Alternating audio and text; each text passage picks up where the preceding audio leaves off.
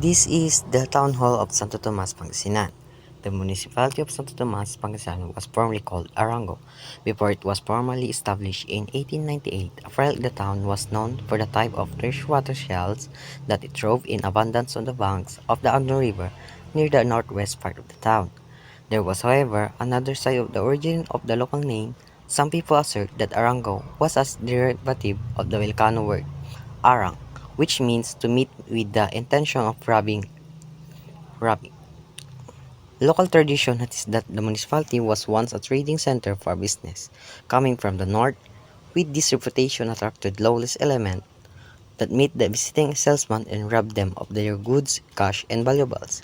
When the municipality was established in 1898, the name of Il Refute was changed to Santo Tomas through the suggestion of Don Fulgencio Andaya, a prominent pioneer settler of the place.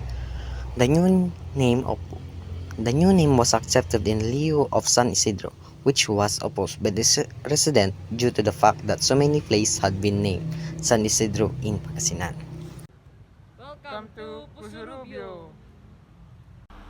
Balag-Yaabong, a treasure of Pusurubio and Pangasinan. Amidst the rapid development of infrastructure within the town proper, the Jovellanos Venezuela Ancestral House, popularly known as the Balag-Yaabong, the Pangasinan term for the Big House, along Season Street, remains the only remainder of the past. People are wondering why this house is still there standing in the midst of new buildings that have been constructed around it. For them, this house has become an eyesore as the structure seems to be forgotten, as shown by its aged rusty roof, termite-infested walls and ceilings, and dilapidated old windows. In their mind, they wonder why the owner doesn't seem interested of tearing it down and build a new building instead. People don't know the importance of this house in the history of Pusurubio. Many Pusurubians don't know that this ancestral house played a significant role in the life of our President Emilio Aguinaldo. President Aguinaldo and some of his men slept in this house on November 14, 1899, while retreating from his American pursuers.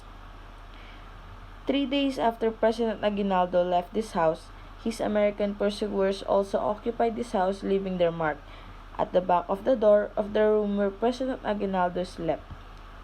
During the World War II, the Japanese military commander used the house as his personal quarters between 1944 and 1945. The ground floor of this ancestral house was also used as classroom when the Pusurubio High School, now Benigno V. Aldana National High School, was put up in early 1946. After the July 16, 1990 earthquake, this ancestral house served as the office of some departments of the local government unit of Pusurubio for almost 1 year. This is the only existing Spanish-style edifice in Pusurubio, and it is now in great danger to infestation of termites that are slowly eating the woods of this house. In order to preserve this house, the Association of Advocates of Historical and Cultural Preservation of Pangasinan, a group of teachers from the different towns of Pangasinan and nearby provinces of La Union, Zambales, and Tarlac, has adopted this house for their community extension program. In fact, they even filed a resolution for the Sangguniang Bayan of Pusurubio to declare this as a historical site. Bivans was established on July 15, 1946, and initially having 235 students. Its first classrooms were located in several sites at the heart of the town. Locations of the first classrooms were at Don Andres Olarte's residence at Season Street, Don Gerardo Nabor Sr.'s residence at Espiritu Street, Oldit Leong Estaris residence at Rizal Street, Jovellanos Venezuela Ancestral House, Andres Aldana Sr.'s house, and Orestes Ilarte abode at Caballero Street. The very first school principal was Enrique Tolespero from Lingayen. The first class graduated in 1947 with 37 graduates, and their graduation ceremony was held at the Plaza Pergola at the heart of the town. Right after that, the school was moved to its permanent location in Barangay Cablong, Pusurubio, Pangasinan, with 3 hectares of land donated by Don and Doña Orestes and Sion Olarte.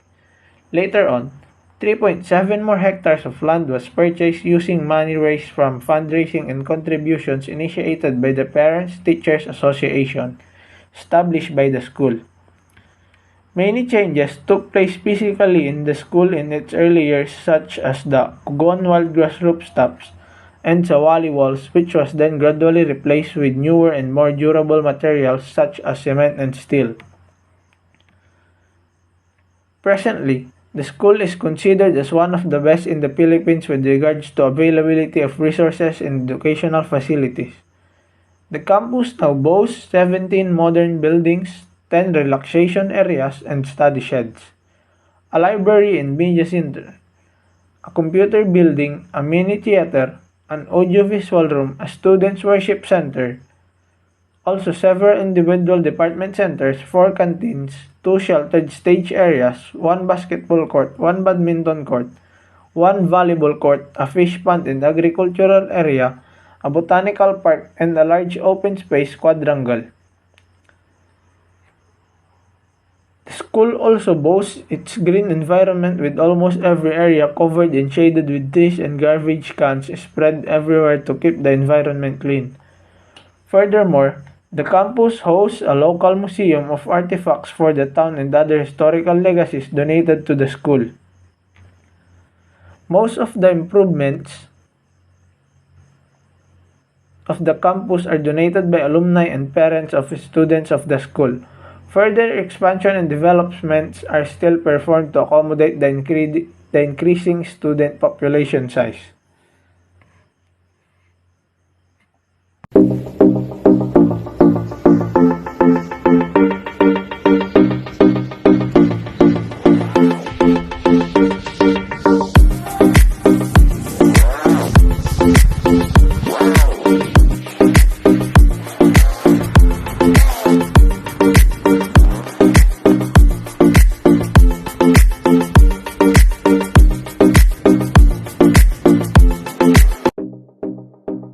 This is Santo Niño Parish Church, also known as Holy Child Parish Church, located at Binalonan, Pangasinan.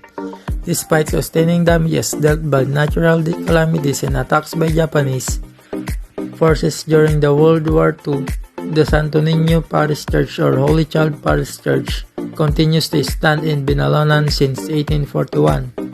It was transferred by Father Antonio Viñelas from Santa Catalina to its current site behind the town's municipal hall. Inside the building, above the golden altar at the center, which enshrines a statue of the Holy Child, a prophetic painting of the Lord adorns and dome and lends luminance to the whole interior. This church is one of the historical structure of Binalonan. It lives of hundreds of years and still standing. So that's it for today. History of Evacuation Center, Umingan, Pangasinan, Philippines. This building is located at the Barangay Lauren, Umingan, Pangasinan. This structural building started year 2019. It is a project of DPWH. The cause and effect to the community and environment are pollutants from flooded industrial sites cause hazardous chemicals to enter untreated into project sites, groundwater, watershed, and the oceans. Other disasters such as wildfires, floods, and tornadoes can be completely deployed and cause other types of structural changes to the ecosystem.